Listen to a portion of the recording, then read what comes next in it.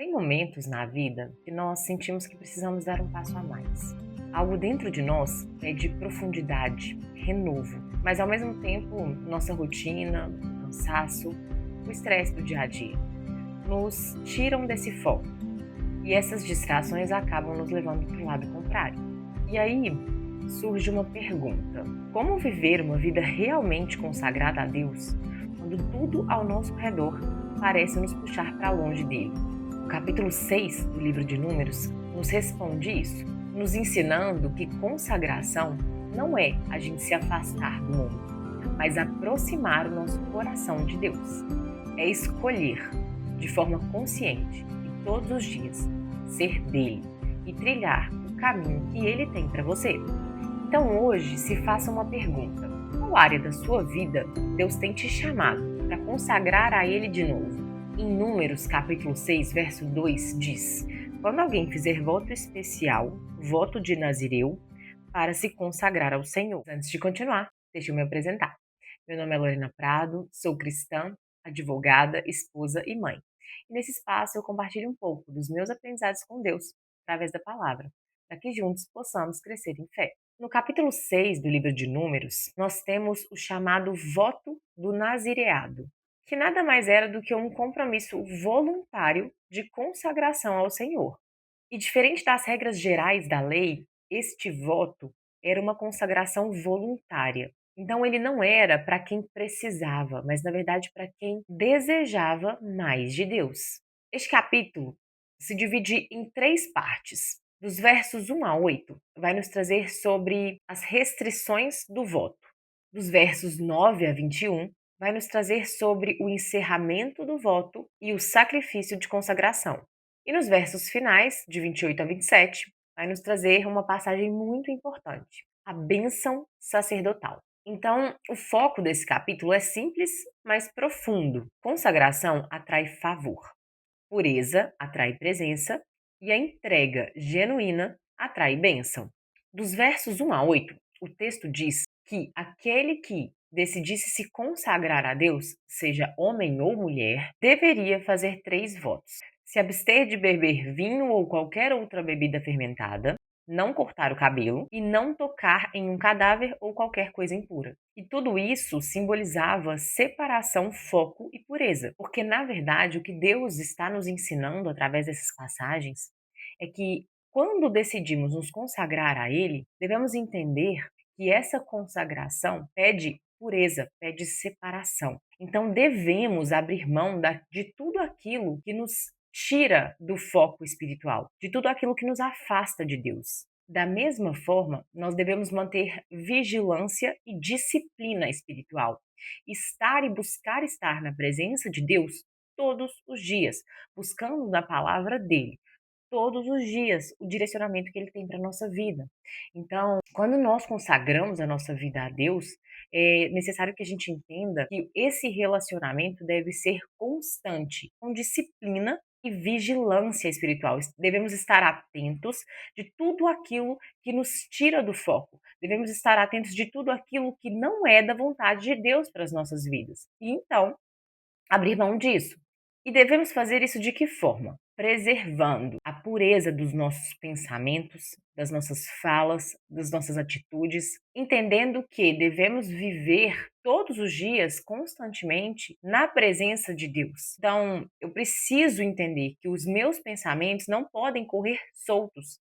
Eu não posso deixar que entre na minha mente tudo o que está se passando ali. Então, eu preciso, no momento em que eu estou pensando em algo que eu sei que não agrada a Deus, que eu estou desviando do foco, que isso está me tirando da presença dele, eu preciso parar imediatamente. Eu preciso, em uma atitude de disciplina, dosar a minha mente e direcionar ela para as coisas que são de Deus.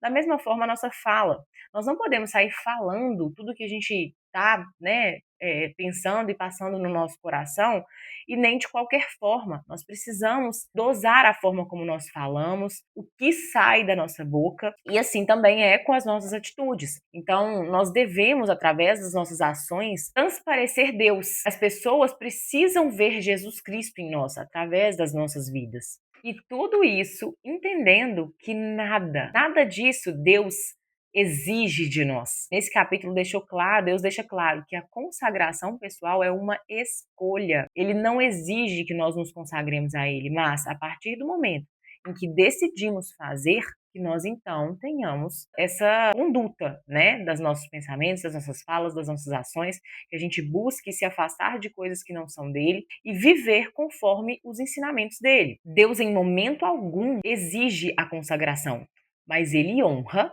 quem escolhe fazê-la. Mais adiante, nos versos 9 a 21, Deus vai nos trazer sobre o reinício da consagração.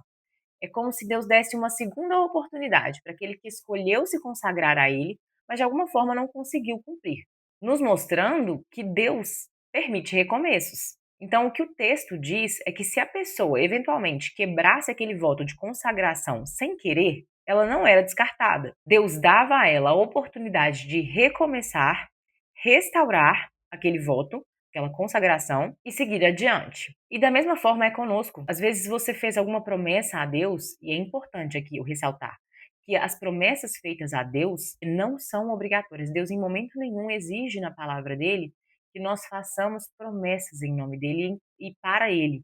Mas a única coisa que ele adverte é: se fizer, não quebre essa promessa, busque cumpri-la.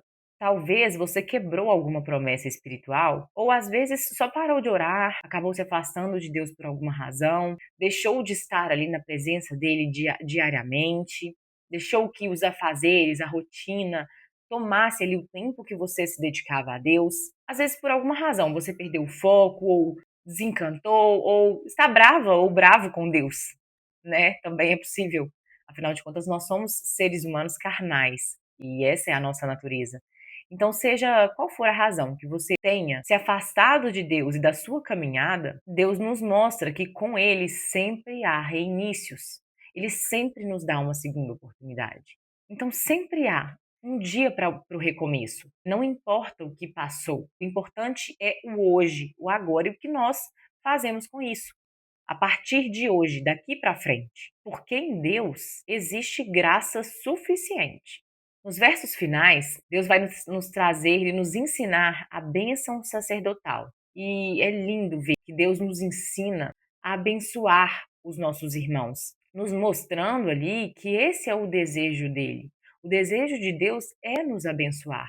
Então, depois de todo o capítulo, Deus vem falando sobre consagração, ele fecha o capítulo nos ensinando sobre bênção. O texto diz: O Senhor te abençoe e te guarde. O Senhor faça resplandecer o seu rosto sobre ti e tenha misericórdia de ti. O Senhor, sobre ti, levante o seu rosto e te dê a paz. Essa bênção revela três coisas. A primeira, que Deus deseja te abençoar. A segunda é que Deus deseja te cercar com cuidado. E a terceira é que Deus quer te dar paz profunda, genuína, a paz que excede o entendimento. Então, o que esse capítulo nos ensina é que a consagração voluntária nos aproxima de Deus. Quando nós optamos consagrar a nossa vida a Deus genuinamente, verdadeiramente, isso nos aproxima de Deus. E estarmos próximos a Deus, quando estamos próximos de Deus, Ele deseja nos abençoar, nos dar paz, a paz que excede o entendimento.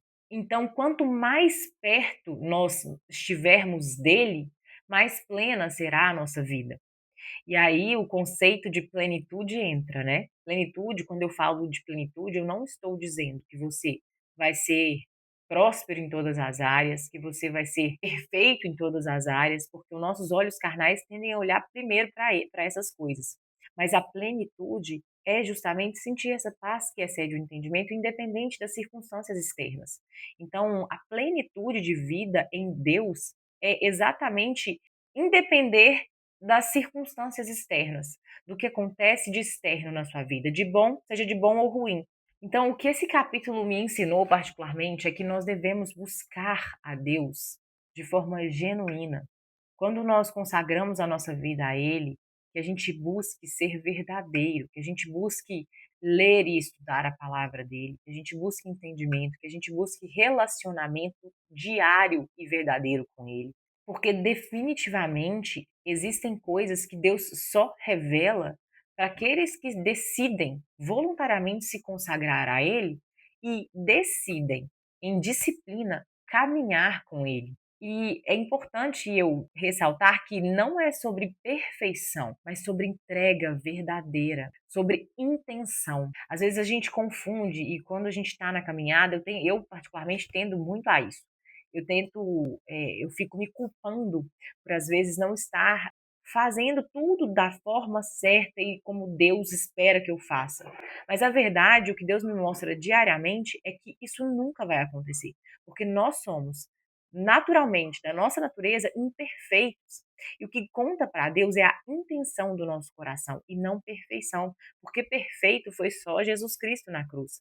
E muitas pessoas tendem a pensar que o cristão nossa, mas aquela pessoa é cristã, então ela não pode fazer coisa errada. Nossa, então ela não pode pecar, ela não pode em momento nenhum sucumbir de alguma forma. E na verdade é o contrário. Nós cristãos não somos perfeitos, é impossível nós sermos perfeitos. Nós vamos errar e continuar errando reiteradamente, infelizmente ou felizmente. O que diferencia é que todas as vezes que nós pecarmos, Deus joga luz nas nossas trevas. E é exatamente isso que Deus espera de nós. Deus não espera de nós perfeição, mas a intenção genuína do nosso coração. É isso que Deus olha. Deus olha para o seu coração.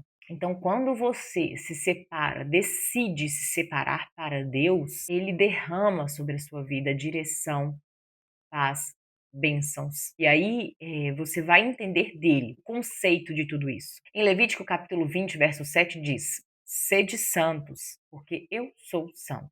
Então a mensagem que a gente pode tirar desse capítulo é que consagração não é peso, não é fardo, é privilégio.